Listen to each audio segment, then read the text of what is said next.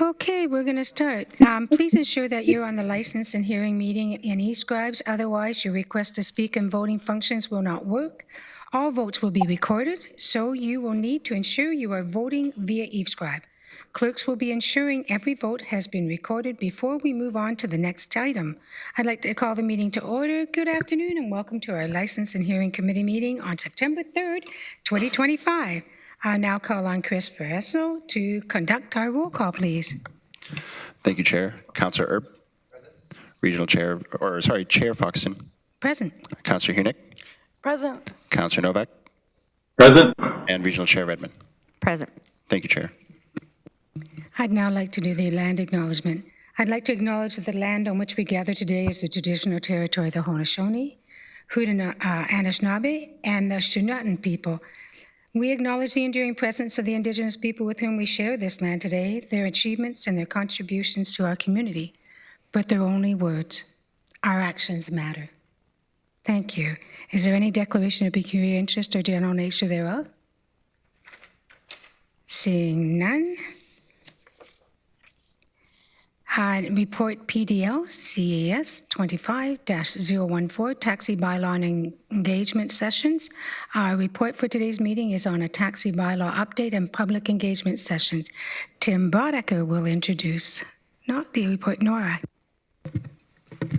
Thank you, Chair Foxton. We're going to pull up a presentation here. Wonderful. So thank you, everybody. I just want to introduce the presentation here. So over the last few months, staff have been organized engagement sessions with various stakeholders throughout the region and the community as part of a review of the region's taxi bylaw. So the report before you today is an information report that outlines the findings from those engagement sessions and will present the next steps that will be coming in the following months. So I'm going to pass the presentation off to Nora M. Fasali, who's a program and policy advisor with our team, and she's going to lead you through the presentation on the engagement sessions. Perfect. Thank you so much, Tim. We can go to the next slide, please. Great. So from May to August of 2025, regional staff organized engagement sessions meeting with multiple stakeholders, both virtually and in person, to gain insight on their recommendations and concerns of the region's taxi bylaw. It was essential for staff to meet with the following groups to be able to effectively update the bylaw while ensuring their voices are heard and considered throughout the review process. Staff met with all 4 taxi brokers operating in the region, rideshare companies such as Uber and Lyft, both Grand River and Cambridge's Accessibility Advisory Committees, Barrier Free Cambridge, which is a grassroots organization to prevent barriers for people with disabilities, and we also engaged with members of the community. Next slide, please. We met twice with Grand River's Accessibility Advisory Committee, as well as twice with Cambridge's Accessibility Advisory Committee, virtually and in person. Staff also received and sent emails to the grassroots organization Barrier Free Cambridge throughout this engagement period. The main points of discussion were the following. First is the revision of ableist language that is currently used in the taxi bylaw. For example, changing the current terminology of, quote, a person confined to a wheelchair, end quote, to, quote, a passenger using a wheelchair, end quote. Second is for accessible taxis to be available and on the road overnight, specifically between the hours of 11 p.m. to 5 a.m. Third, that safety should be the #1 priority for accessible taxi drivers, as several members mentioned they were not seated or buckled in properly, which is a large concern. So we have been discussing these concerns with GRT, who are now in the process of rolling out training sessions for accessible taxi drivers to address this. Lastly was to enhance the complaint process to improve accessibility and efficiency for members of the community. And I will talk more about this in detail further into the presentation. Next slide, please. Staff met with all 4 taxi brokers operating in the region in person on 2 occasions. We also met with rideshare companies, so we met with Lyft once virtually and twice virtually with Uber. The meetings with the taxi brokers covered the administrative aspects of the bylaw, including updates to the hours of operation, process of license applications and renewals, the role of rideshare services in the region, as well as the region's regulatory authority. We found these discussions to be quite constructive and gave the opportunity for both staff and the brokers to identify current obstacles in the taxi industry and potential areas of improvement to the bylaw. Throughout our discussions with the brokers and rideshare companies, staff covered the current structure and rates of fees and the areas subject to updates such as brokerage fees, licensing fees, and the accessibility fee, which was actually updated back in July of 2025. So staff emphasized that the fee adjustment aims to reflect the rate of inflation, as an update has not been made in nearly a decade, and we are looking to remain consistent with comparable municipalities. We also let the taxi brokers and rideshare companies know that any updates that are made with the fees will be communicated before the draft bylaw is presented to the community to ensure transparency. After speaking with the rideshare companies, a key point was raised, and it's that they are currently lobbying to the province to potentially transfer regulatory oversight from the municipalities to the provincial government to pursue a centralized model of regulation. Due to the nature of their business model and the difficulties of having various municipalities have different bylaws, especially when their drivers cross jurisdictional boundaries quite frequently. We also discussed vulnerable sector checks and whether the region should mandate this check. Through conversations with both the brokers, rideshare companies, insurance, and the Waterloo Region Police Service, we were able to gather both benefits and drawbacks of mandating this check. While VSCs offer an additional layer of protection, it also presents a significant administrative challenge for municipalities, the police service, and drivers, as each driver will need to obtain their VSC through the local police service. So currently, the industry standard for criminal background checks has been a level 2 criminal records and judicial matters check, which can be run on an annual basis. The main difference between the level 2 check and a vulnerable sector check is that the VSC searches a unique database which contains records of convictions for sexual offenses where a pardon has been granted. However, through conversations, it was noted that since the amended Criminal Records Act, it has been virtually impossible to obtain a pardon after being convicted of a sexual offense. So this is where the discussion steers to whether the check will add significant information for the protection of the public. We looked at this even deeper, and a jurisdictional scan revealed that the overwhelming majority of municipalities across Ontario do not require VSCs for similar purposes. In fact, only 2 municipalities currently maintain such a requirement for drivers, and that's in Ottawa and Windsor. Notably, the city of Orillia previously mandated VSCs but actually eliminated the requirement due to the efficiency of the level 2 safety check, the administrative burdens the VSCs imposed, which actually resulted in a significant limitation of services for the community. This reflects a broader hesitation among municipalities to implement measures that may be difficult to sustain or enforce. However, to ensure effective and efficient decision-making, regional staff will continue to monitor the safety of the public in the region, as well as the progress of the conversations rideshare companies are having with the province to determine whether VSCs should be mandated by the municipality or if it may soon fall under the jurisdiction of the province. Next slide, please. So staff also launched a survey throughout the month of June through Engage Waterloo Region for the community to share their concerns, feedback, and opinions on current rideshare and taxi services in the region.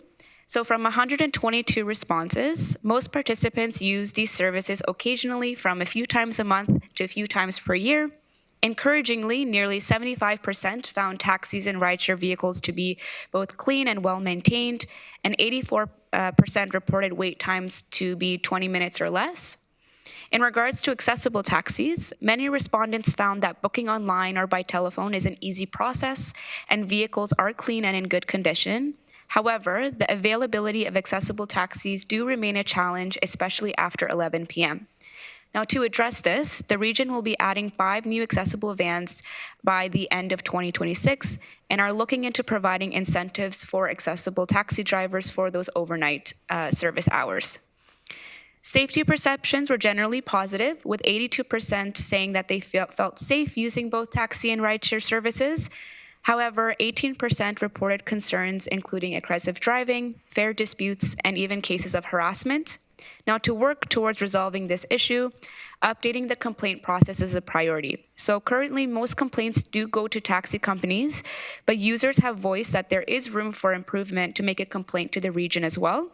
So staff are working with resident experience, communications, and ITS to revise the current regional complaint form to ensure that it's easy to use, that it's accessible, and it also gives the opportunity for users to provide sufficient information to allow staff to follow up and resolve complaints effectively. Finally, to strengthen accountability, the region is also exploring an administrative penalty system similar to City of London's to support the enforcement of the taxi bylaw and improve service quality. Next slide, please. Regional staff also held in-person drop-in sessions from June 23rd to 26th at 4 regional libraries in Ayr, Baden, Elmira, and New Dundee. These sessions gave residents a chance to share their feedback and concerns in person, as well as ask any questions on taxi and rideshare services provided. So key takeaways included the appreciation for taxi trips to Toronto Pearson Airport, with residents really satisfied with the rates. Some township residents shared that they rarely use taxi and or rideshare services due to long distances and cost. Importantly, several participants were unaware that the region actually regulates taxi and rideshare services, so this does highlight a clear need to improve public awareness and education. Next slide, please. Now, looking at next steps, in November, staff will present a draft version of the taxi bylaw alongside an update to the fees and charges bylaw for licensing and enforcement services. Staff will also be collaborating, as mentioned, with ITS, resident experience and communications to update the region's current complaint forms. The goal is to complete this initiative by the end of Q1 in 2026. We will also be working to update the region's website to educate the community on the region's regulatory role with both taxi and rideshare services. And the goal is to complete this initiative by the end of Q1 in 2026. And lastly, staff are collaborating with the Administrative Penalty Program team for the possibility to develop and integrate AMPs into the taxi bylaw. However, due to resource allocation and the need for program development, this initiative is anticipated to be completed by Q2 of 2026. Next slide, please. Overall, the engagement sessions held from May to August provided actionable insights for the updated taxi bylaw. These findings really did captured through the engagement sessions really will significantly help to guide the development of a more inclusive, responsive, and enforceable bylaw. Thank you all for listening, and I'm happy to answer any questions. Thank you, Noah. Chair Redmond. It's actually for Councillor Hunick. Thank you, Chair Edmund. Thank you, through the chair. Thank you for this excellent report. I find it to be very true to the experience of many people that I've heard from. I was just wondering if you could elaborate on the brief reference to implementing administrative penalties similar to those of London. Absolutely. Through the chair, throughout this revision of the taxi bylaw, we have been looking at some of the work that other municipalities have done. And having those conversations with the accessibility advisory committees, we were seeing that there are situations where, for instance, a driver did not buckle someone correctly or didn't, or is not doing their job correctly, let's say. But it's very difficult to enforce that. And after looking into what City of London has done with implementing AMPs, it's helped with deterring that behavior. So by having this monetary penalty, we are hoping that this could improve service quality and ensure that the drivers and the brokers will comply with the bylaw. But this is definitely something we're still looking into to seeing if we can include this in the bylaw and how it can benefit the community as well. Okay, thank you. My only other question, Chair Buxton, is I noticed that due to distance and cost, folks in the townships are less likely to use accessible taxi service. Is there a possibility of broadening the taxi script program so that folks would be eligible to use them in the townships, or could we investigate the feasibility of that? No, Tim, go ahead. Thank you, Chair Foxton. I can't comment specifically on it. It's a GRT program. My understanding is it's a little bit complicated and would require some costing out for what the additional costs would be to do that in the townships. But we can add it to the tracking list and we can flag it for Commissioner Spooner and his team to look into. That would be very helpful. And if I should mention it at SID, just let me know, and I can do it there too. Thanks. Councillor Erb. Just trying to get back to the report here. In the introductory part, under safety and accountability emerging as key issues, and I know you've dealt with that in some of your comments, the 18% to me feels high. Aggressive driving and harassment, and I know we're dealing with private sector here. I guess my question would be what, and staff said they're going to look at some kind of administrative penalty system or strengthen the enforcement. Like what tools do we have that we could maybe bring that number down and make sure people that are using them are feeling safer? Thank you for your question through the chair. So we're hoping that the AMPS, this is why one of the areas we would like to include AMPS to hopefully deter that behavior from the driver's side. Another area that we're really looking at is the complaints. So currently, passengers, majority of them will make a complaint directly to the taxi company, but having the region be involved in that and have access to the information of what happened, when did it happen, and understand this whole scenario all in all, so that the region can also be involved with the taxi brokers is an area that we're looking into to reduce that number, because as of right now it does feel quite separate. We're not fully aware of everything that's happening in these cases, so this is an opportunity for us to get involved, to be able to work with the taxi companies to make sure that this doesn't happen as often as it is. So the information that is in this report, the 18%, that's voluntary information that has come to you through the taxi companies. That was shared with them by clients, or? Through the chair, this is the information that we received is from the survey that we did. Okay. Yeah, so it's from the 122 responses that we received. So that's the number that we got.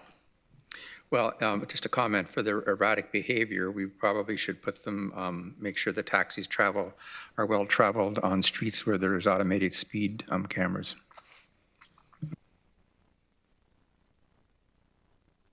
Touche, Councillor Erb. I had a few questions that you've already taken care of, the administrative penalty one, like Councillor Hunick.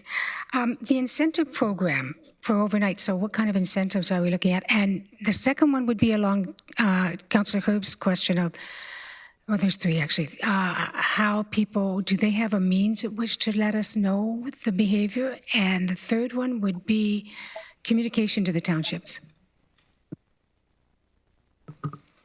Through the chair. So in regards to the incentives, we are working closely with finance to see if we can increase the current incentives that we are providing to the accessible taxi drivers. So as of right now, it's $5 per trip that the accessible drivers will receive.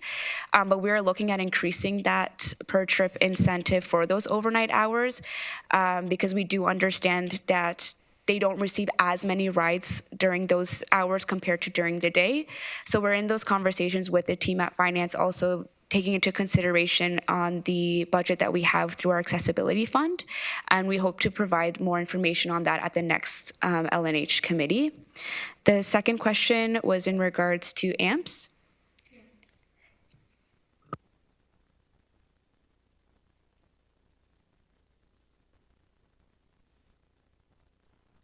You did the incentive, one was contacting the townships. We'll work on that for communication because I don't think anybody in my township is aware that they're entitled to use this. Joe? And I don't have a hands up icon here to speak. I don't know why. But anyway, I agree with you, Sue. I don't think, and we do have a number of people that you know, that are in wheelchairs, especially in the village of Wellesley, that's their only way of getting around. So I'm not sure if they're aware that the accessible taxi is available to them. So it would be good to have some sort of communication. I do have a question when that issue is resolved. No, go ahead, Joe. You can ask your question. Do you want to respond first?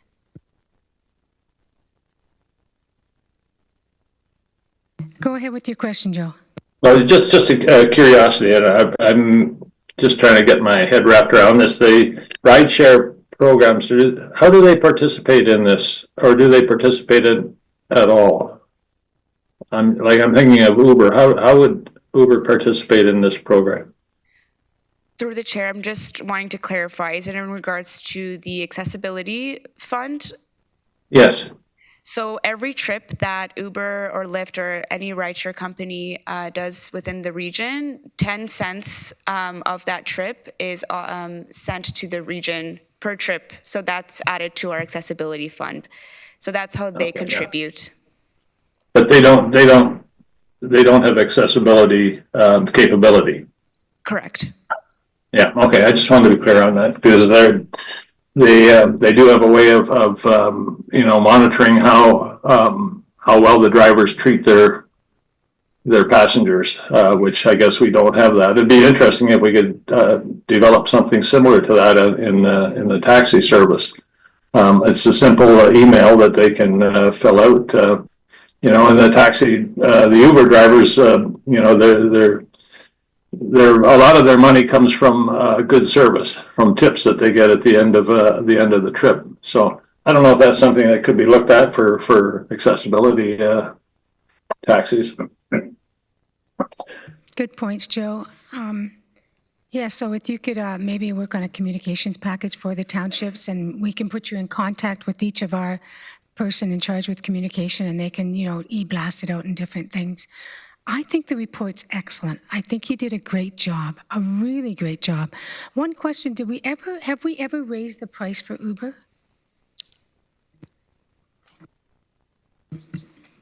The 10 cents for the, that they pay, has that been the same as day one? No, on day one it was 7 cents per ride. We've just increased it to 10 cents. We just increased it to 10, okay, thank you.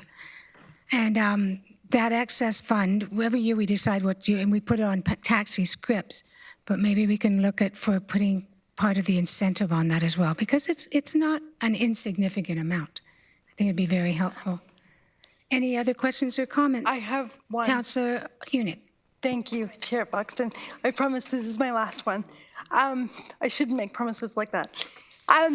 The 10 cents accessibility fee that's paid for by Uber and Lyft, are those fees paid by individual drivers, brokers, or the company at large? Yes, thank you for the question. Through the chair, the fares that people pay go directly to the company, who will then disperse those funds to us. So how they break it up internally, I'm not aware, but it does probably come from the passenger's portion of the fare. So my concern is that if you are a taxi broker that chooses to operate an accessible vehicle, you're covering a large portion of funds. And if you are a taxi broker that chooses not to cover an accessible vehicle, then you're not paying into the accessibility fund at all. So I wonder if we should look at the accessibility fund fee applying to all taxi brokers who do not have accessible vehicles. Thank you. Through the chair, yes, we can consider that, and we'll be working with finance to put some numbers together just to see what everything would look like. Great, thank you. Thank you. Chair Redmond. Thank you, Chair Fox. And this is a 2-for-1 over in this corner. Just to add on to what Councillor Hunick has said, and Tom, you've already sort of undertaken this, I just wonder what practices are in other communities. It might be worth finding out if there's a best practice, specifically around taxi companies that choose not to run accessible vehicles. It might be interesting to see how that's handled in other jurisdictions.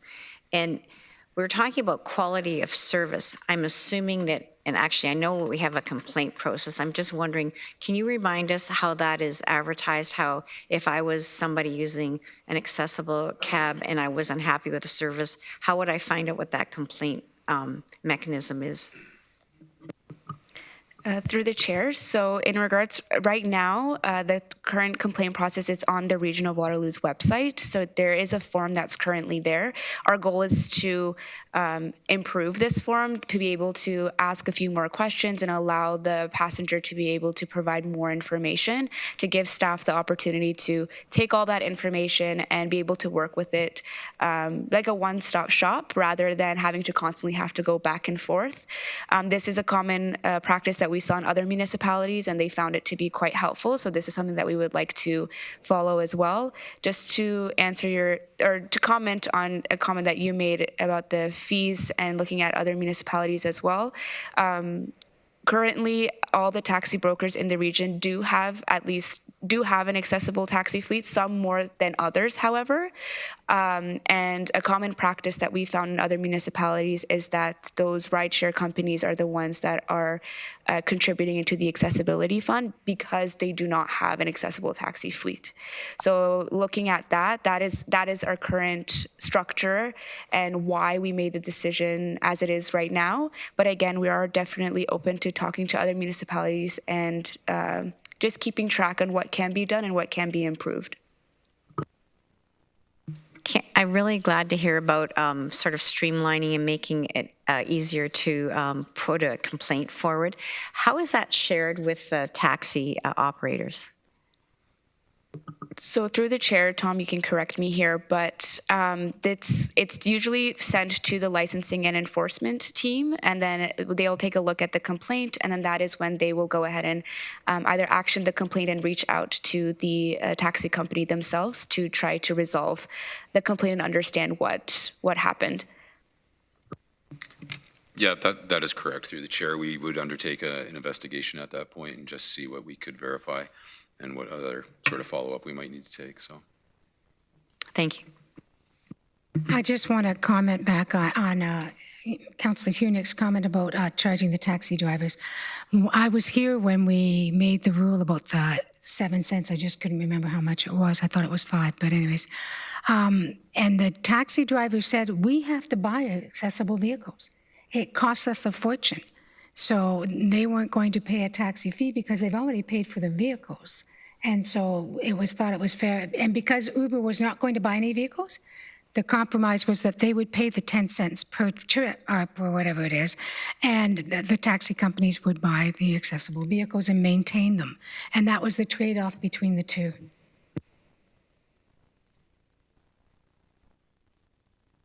So any other comments or questions? So that was just for information. Again, I think you did a wonderful job. Is there any other business people would like to discuss? Seeing none, I'm sad to tell you that we're at the part where we have to vote on the adjournment of the Licensing Hearing Committee meetings. I need a mover and seconder, please. Councillor Hunick, Councillor Erb. And now please vote.